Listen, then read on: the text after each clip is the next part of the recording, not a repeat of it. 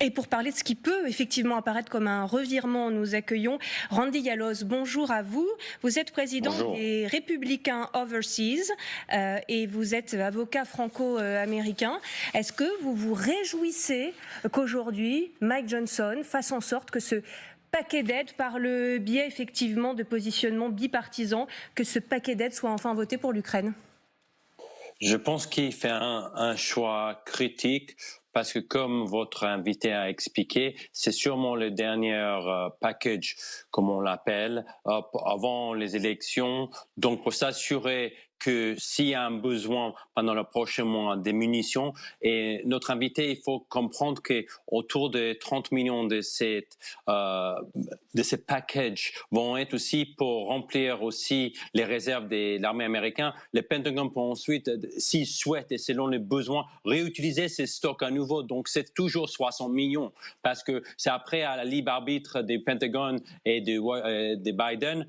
Monsieur Trump, la position de Trump a été de dire attention, attention, on est dans une année électorale, les Américains souffrent de l'inflation, de la politique inflationniste de monsieur Biden, donc il doit être précautionneux, il explique attention, il souhaite que les Européens prennent plus leur part dans le budget qui doit être alloué à l'Ukraine par rapport à toute l'aide. Voilà, il rappelle la responsabilité des uns et des autres. Je pense que c'est quand même une bonne chose. Monsieur Johnson joue son rôle en tant que leader et président de la Chambre des représentants. Il doit être pragmatique. Même s'il avait des hésitations avant, il comprend que pendant ces prochains 6 mois, c'est très important et il faut avoir une certaine souplesse. Donc, je pense qu'il fait un choix qui est raisonné actuellement. En tout cas, c'est des genres de choses. Nous, les Républicains, on a une grande conférence qui va avoir lieu ici à Bucarest pour tous les Républicains au Parlement romain le 21 mai. Et donc, nous allons aussi parler de ces sujets-là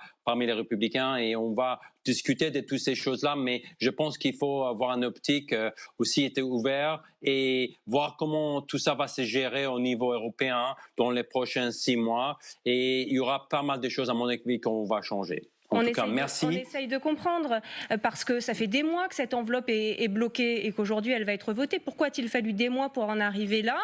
Et est-ce que ça va coûter à Mike Johnson son poste? Parce que, rappelons-le, des élus républicains vont s'y opposer aujourd'hui à la Chambre des représentants. On sait que ce sera le cas notamment d'une pro-Trump que certains pourraient qualifier d'extrémiste, Marjorie Taylor Greene. Je termine ma question. Et est-ce que Trump est d'accord avec tout ça?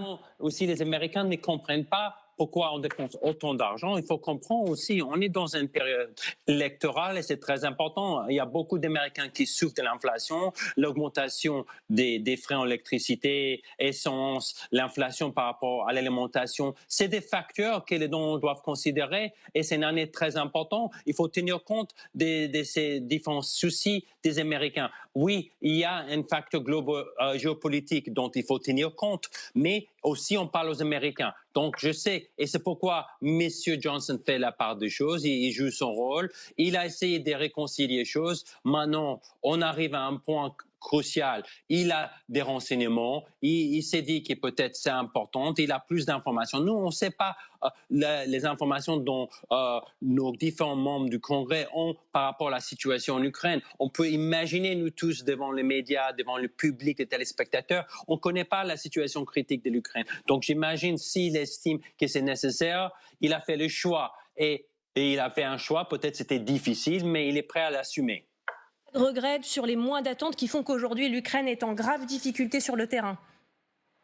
Oui, mais en même temps, je pense que après, c'est aussi peut-être il faut se poser des questions si les leaders militaires en Ukraine ou en Europe ont fait des bons choix sur le terrain, la gestion, tout ça aussi ce jour. On n'en parle pas de tout ça, bien sûr, parce qu'on ne veut pas mettre en cause les packages aussi, mais il faut s'interroger aussi sur toute la stratégie générale. C'est pourquoi je pense qu'il y a aussi des hésitations, des contestations au sein du Parti républicain.